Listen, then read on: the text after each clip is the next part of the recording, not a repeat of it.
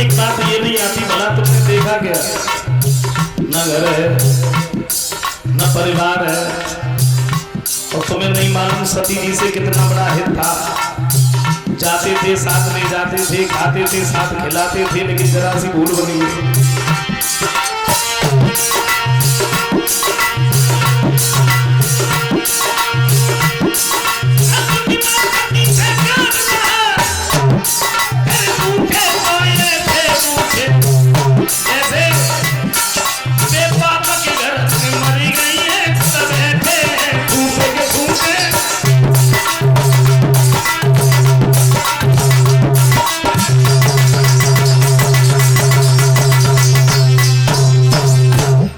जवाब दिया, मेरी बात मानो, हम तुम्हारी भले की कह रहे हैं।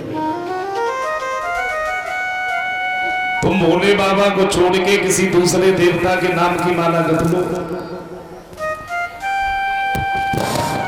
हेलो, कलश वाली बहना है, सभी बाहर निकल आए।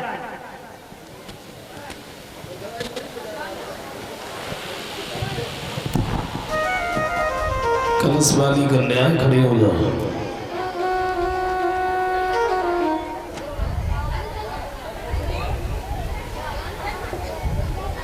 गिरिजा कहती है, माफ करना, पहले तुमने हमसे पूछा और मैंने तुम्हें बता दिया, और तुम हमारी मजाक बना रहे हो। और पहले हमें ये बताओ, मैंने तुमसे सलाह तो नहीं मांगी थी कि हम किस देवता के नाम की माला जपें, आप यहाँ से जाते या नहीं जाते?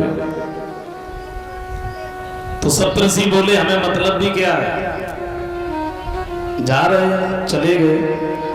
और इधर गिरिजा दोबारा फिर से तपस्या में लीन हो गए।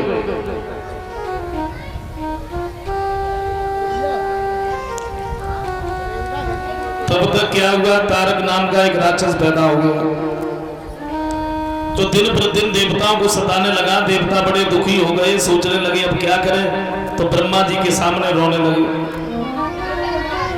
और एक बात कही है, तारक को मारने का हमें कोई उपाय बताइए।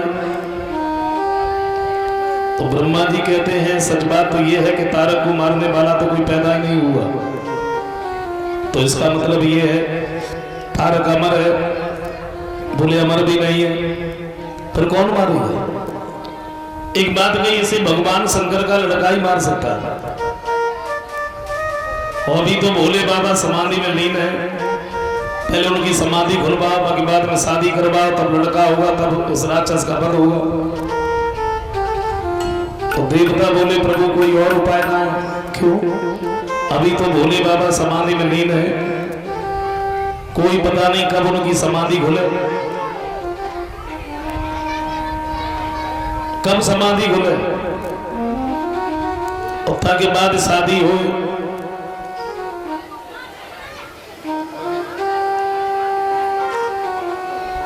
उसके बाद लड़का हो।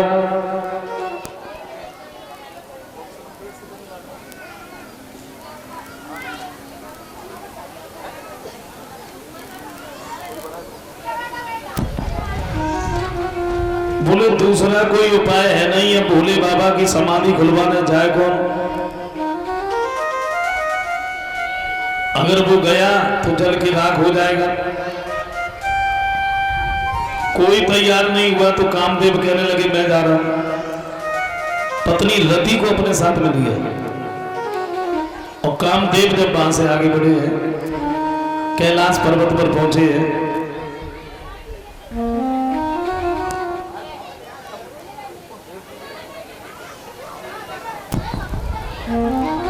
समझाया है।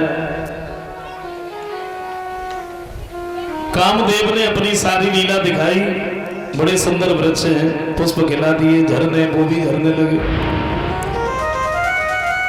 लीला दिखाई। कैलाश पर्वत पर कामदेव जब पहुंचे हैं तो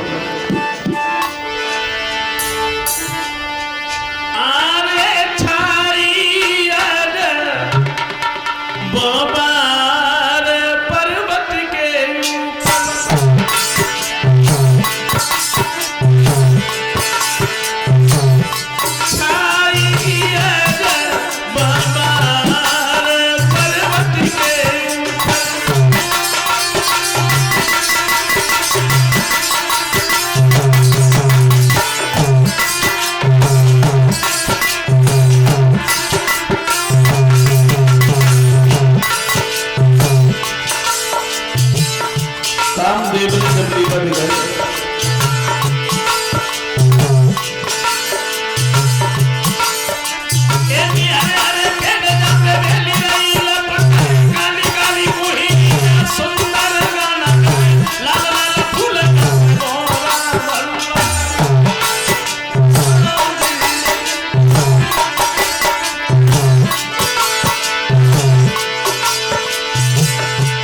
हुआ क्या?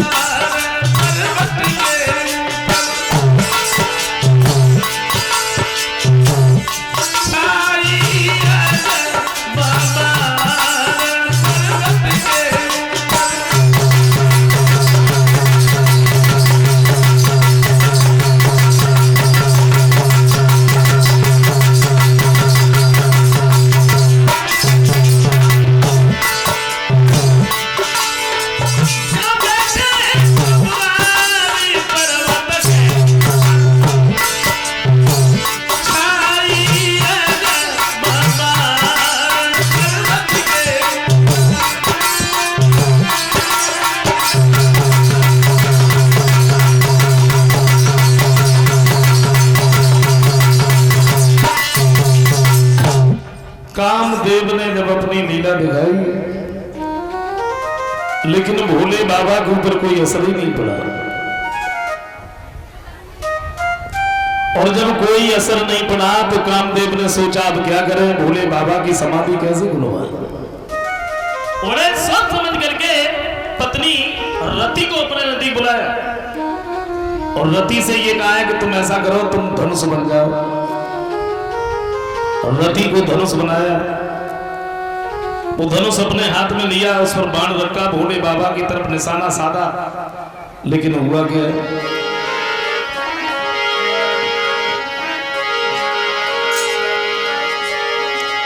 तो उस पर रखा है कुसुम बाण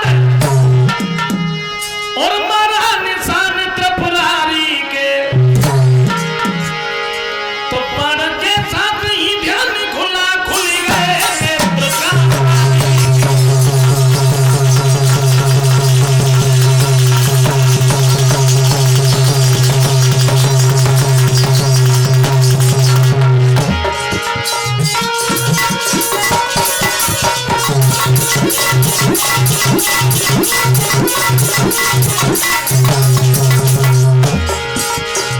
भोले बाबा की जब बाण लगा,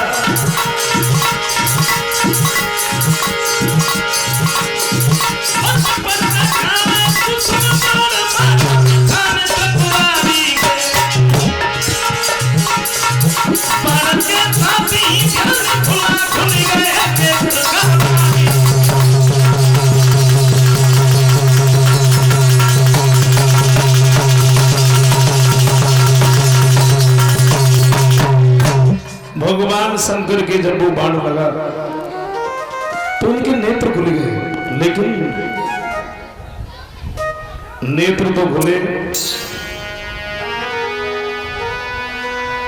तो खुला तीसरा नेत्र भी उन नयनों के साथ जिसकी ज्वाला मात्र से भस्म हुआ रत्नाथ। भोले बाबा का वो तीसरा नेत्र भी खुल गया, जिसमें से ज्वाला निकली कामदेव के ऊपर। जब वो ज्वाला पड़ी तो कामदेव जल के राख हो गए। पत्नी रति ने जैसे ही देखा है भोले बाबा के चरणों पर गिर पड़ी, प्रभु ये आपने क्या कर दिया?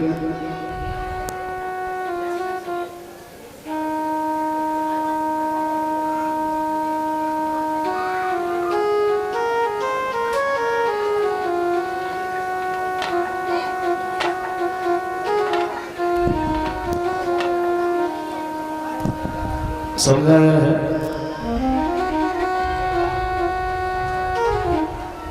रति रोने लगी, जवाब दिया प्रभु आपने तो हमारे पति को ही मार दिया, अब हम क्या करें, कहां जाएं?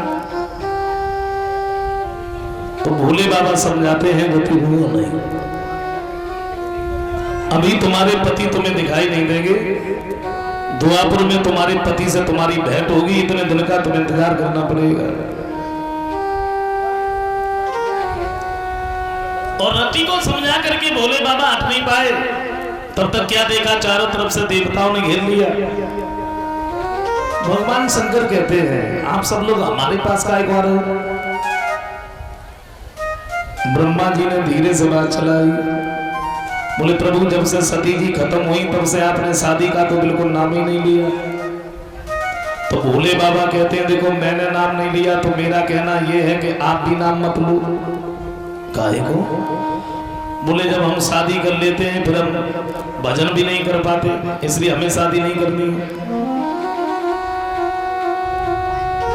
देवताओं ने जब ज्यादा कहा तो भगवान शंकर कहते हैं तुम सब लोग तो कह रहे हो अगर हमने शादी करने के लिए हाँ भर दी तो मेरे साथ शादी करेगा कौन? सप्तऋषि सामने पहुंचे, बोले प्रभु तुम्हारे नाम की माला जप रही है।